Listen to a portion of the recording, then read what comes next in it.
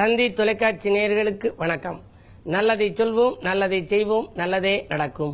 ஒரு வாழ்க்கையில் நல்லது நடக்க வேண்டும் என்று சொன்னால் நல்லதை சொல்ல வேண்டும், நல்லதை செய்ய வேண்டும். அந்த அடிப்படையில் இன்றைக்கு 6/6/2016 திங்கட்கிழமை மிருகசீரிஷம் நட்சத்திரம் மதியம் 12:42 வரை, பிறகு திருவாதிரை நட்சத்திரம். இன்றைக்கு நான் உங்களுக்கு சொல்ல இருக்கிற நல்ல கருத்து அபிஷேக பலன். ஒரு கோயிலுக்கு போறோம் அப்படின்னா வெறுங்கையோட போகக்கூடாதான், சூடம் கொண்டுகிட்டு போகலாம், இல்லாட்டி பூ கொண்டுகிட்டு போகணும். ஒரு வயோதிகர்களை பார்க்க போறோம் அப்படின்னா அவர்களுக்கு ஏதாவது ஒரு கிஃப்ட் வாங்கிட்டு போகணும். ஒரு குழந்தைகள் அதிகமாக இருக்கிற வீட்டுக்கு போறோம், அந்த குழந்தைகள் நம்மளை எதிர்பார்த்து காத்திருக்கும். அப்ப நம்ம போன உடனே அவர்கள் எல்லாம் கத்தி கொண்டு வருகிற பொழுது அவர்களுக்கு ஏதாவது ஒரு இனிப்பு தின்பண்டங்கள், ரொட்டி, மிட்டாய் போன்றவற்றை கொடுக்க வேண்டும். இல்லை என்றால் ஏமாற்றத்தை சந்தித்து விடும். அதுபோலத்தான் நாம் பூவையாவது கொண்டு செல்ல வேண்டுமா? கோவிலுக்கு கொண்டு சென்றால் பூவினால் செய்கின்றதற்கு பெயர் பூசை என்று நான் அடிக்கடி சொல்வது வழக்கம். அந்த அடிப்படையிலே நமக்கு என்ன உகந்தது, நம்முடைய ஜாதகத்திற்கு எந்த அபிஷேகம் செய்தால் நமக்கு தேவையான வாய்ப்புகள் கைகூடும் என்பதை உங்கள் சுய ஜாதகத்தை புரட்டி பார்க்க வேண்டும். நீங்கள் சங்கீதத்துறையிலே வெற்றி பெற நினைக்கிறீர்கள் என்று வைத்துக் கொள்வோம். அப்படி இருந்தால் உங்களுக்கு குரல் வளம் சிறப்பாக இருக்க வேண்டும்.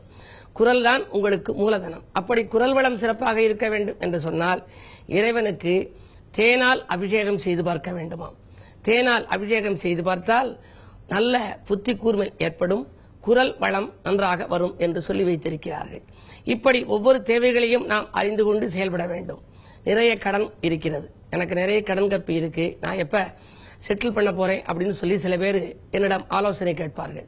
அவர்களுக்கெல்லாம் நான் சொல்லுவது வழக்கம், அரிசி மாவினாலே அபிஷேகம் செய்யுங்கள், நந்திக்கு அபிஷேகம் செய்கின்ற பொழுது நீங்கள் கரும்புச்சாறு வாங்கி கொடுங்கள் என்றெல்லாம் சொல்வது வழக்கம். அப்படி செய்த பின்னாலே படிப்படியாக அவர்களுக்கு கடன் சுமை குறைந்திருக்கிறது. அதே போல ஒருவர் பெரும் புகழ் பெற வேண்டும், அரசியலிலே புகழ் பெற்றவராக வர வேண்டும் அப்படின்னு சொல்லி கேட்டார். அடிப்படை உறுப்பினராக இருந்தவர், நான் தலைவராக கூடிய தகுதியை ஏற்படுத்திக் கொள்ள வேண்டும் அப்படின்னாரு. ஜாதகமும் அதுக்கு இடம் தரணும். பொதுவாக ராஜகிரகங்கள் நன்றாக இருக்க வேண்டும். அப்படி நன்றாக இருக்கின்ற பொழுது நாம் செய்கிற வழிபாடுகளும் கொஞ்சம் கை கொடுக்கும். சந்தனத்தால் அபிஷேகம் செய்தால் பெரும் புகழ், பேர், புகழ், கீர்த்தி அனைத்தும் கிடைக்கும், நல்ல பதவிகளும் கிடைக்கும், செல்வாக்கு உயரும் அப்படின்னு எடுத்து சொல்லியிருந்தேன்.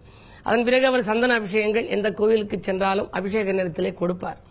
அதன் விளைவாக இன்றைக்கு ஒரு நல்ல உயர்ந்த நிலையிலே இருக்கிறார். இப்படி உங்களுடைய ஜாதகத்தை எடுத்துக்கொண்டு இப்ப வீட்டுல கல்யாணம் நடக்கல, 4 ஆண்டுகளா நாங்க வரன் பார்த்துக்கிட்டே இருக்கோம், கல்யாணமே முடியல அப்படின்னா அதற்கு எந்த பொருளை அபிஷேகம் செய்ய கொடுப்பது? மஞ்சள் தூள் அபிஷேகம் செய்ய வேண்டும். மஞ்சள் தூளால் அபிஷேகம் செய்தால் மங்கள நிகழ்ச்சிகள் மனையிலே நடைபெறும். கல்யாணத்துக்கு சிட்டை எழுதுகின்ற போது கூட முதலிலே மஞ்சள் என்றுதான் எழுதுவார்கள். மங்களத்தை வரவழைத்துக் கொடுப்பது மஞ்சள். அதனாலதான் தீபாவளிக்கு எடுக்கக்கூடிய சட்டை, வேட்டி போன்ற ஆடைகளிலே எல்லாம் மஞ்சள் தடவுவார்கள். அந்த மஞ்சள் தூளை நீங்கள் அபிஷேகத்துக்கு அர்ப்பணித்தால் மங்கள நிகழ்ச்சிகள் இல்லத்திலே நடைபெறும். இதுபோன்று உங்களுக்குரிய வாழ்க்கை தேவைகள் பூர்த்தியாக எந்தவிதமான அபிஷேகம் எந்த தெய்வத்திற்கு எந்த நேரத்தில் செய்ய வேண்டும் என்பதையெல்லாம் முன்னோர்கள் எழுதி வைத்திருக்கிறார்கள். அதை அறிந்து வழிபாட்டை மேற்கொண்டால் உங்களுக்கு வாழ்க்கை வளமாகும் என்ற நல்ல கருத்தை தெரிவித்து, வலதுகை இடதுகை நீங்களாக நம்பிக்கை என்ற ஒரு கை சேருமானால் வாழ்க்கை என்ற கை மிக சிறப்பாக இருக்கும் என்பதையும் கூறி இனி இன்றைய ராசி பலன்களை இப்பொழுது உங்களுக்கு வழங்கப் போகின்றேன். மேசராசி நேயர்களே, திறமை படித்தெடு திட்டமிட்டு செயல்படுகின்ற நாள். தெய்வீக சிந்தனை உங்களுக்கு மேலோங்கும், வரவு திருப்திகரமாக இருக்கிறது. மாமன் மைத்துனர் வழியில் ஒரு மங்கள காரியம் நடைபெறுவதற்கான அறிகுறிகள் தென்படுகின்றன. சேமிப்பு உயரும், செல்வாக்கும் மேலோங்கும். அரசியலில் உள்ளவர்களுக்கு புதிய பொறுப்புகளும் பதவிகளும் வந்து சேரலாம். ரிஷபராசி நேயர்களே, விலையுயர்ந்த பொருட்களை வாங்கி மகிழும் நாள். இன்றைக்கு தங்கம், வெள்ளி போன்றவை வாங்குவதில் தனி கவனம் செலுத்துவீர்கள். குழந்தைகளின் சீர்வரிசை சாமான்களும் வாங்க முன்வருவீர்கள். வீட்டிற்கு தேவையான அத்தியாவசிய பொருட்கள் மட்டுமன்றி ஆடம்பர பொருட்களையும் வாங்க எண்ணம் மேலோங்கும். சுக்கிரபலம் நன்றாக இருப்பதால் வரவு திருப்திகரமாக இருக்கிறது. பெண்வெளி பிரச்சனைகள் நல்ல முடிவுக்கு வரும். மிதுனராசி நேயர்களே, வெளிவட்டார பழக்க வழக்கம் விரிவடையும் நாள். வியக்கும் தகவல் அதிகாலையிலேயே வீடு வந்து சேரும். வியாபார நலன்கிறது எடுத்த முயற்சிகளில் எல்லாம் வெற்றி கிடைக்கும். உறவினர் வரவும் உண்டு. அது மட்டுமல்ல, உதிரி வருமானங்களும் உங்களுக்கு வந்து சேரலாம். செய்ய நினைத்த காரியத்தை நீத்தபடியே செய்து முடிக்கும் இனிய நாள் இந்த நாள். கடகராசி நேயர்களே, பாக்கியங்கள் வசூலாகி பரவசப்படுத்தும் நாள். தேங்கிய காரியங்கள் ஒவ்வொன்றாக நடைபெறப் போகின்றது. பணிபுரியும் இடத்தில் இருந்த தொய்வுகள் அகலும். பணியாளர் மாற்றங்களை செய்யலாமா என்று சிந்திப்பீர்கள். பாகப்பிரிவினைகள் சுமூகமாக முடியும். எதிர்கள் விலகும். இந்த நாள் உங்களுக்கு ஒரு நல்ல நாள். சிம்மராசி நேயர்களே, உங்களுக்கெல்லாம் தொய்வடைந்த தொழிலை தூக்கி நிறுத்துகின்ற நாள். துணையாக இருப்பவர்கள் தோள் கொடுத்து உதவுவார்கள். எதிர்பார்த்தபடியே உங்களுக்கு வரவு வந்து சேரும். திட்டமிட்ட காரியத்தை திட்டமிட்டபடியே செய்து முடிப்பீர்கள். வியாழன் ஜென்மத்தில் இருப்பதால் பயணங்களால் உங்களுக்கு பலன் கிடைக்கும். கன்னிராசி நேயர்களே, வாகனம் வாங்க வங்கிகளில் ஒத்துழைப்பு கிடைக்கும் நாள். வளர்ச்சிக்கு உறவினர்களும் உங்களுக்கு ஒத்துழைப்பு செய்வார்கள். ஏதேனும் வாகனங்கள் வாங்க வேண்டும் என்று நீங்கள் திட்டம் தீட்டியிருந்தால் அதற்கான கடன் உதவிக்காக நீங்கள் வங்கிகளை எதிர்பார்த்து காத்திருந்தால் அது இன்றைக்கு கிடைக்கக்கூடிய சூழ்நிலை இருக்கின்றது. வீடு வாங்க விற்க எடுத்த முயற்சியிலும் வெற்றி உண்டு. அலைபேசி வழி தகவல் அனுகூலமாக இருக்கும். உத்தியோகத்தில் நீங்கள் எதிர்பார்த்தபடியே மேலதிகாரிகளின் உறவு நன்றாக இருக்கும். அதோடு எதிர்பார்த்த மாற்றங்களும் வந்து சேரும். துலாம் ராசி நேயர்களே, பொது வாழ்வில் புதிய பொறுப்புகள் கிடைக்கும் நாள்.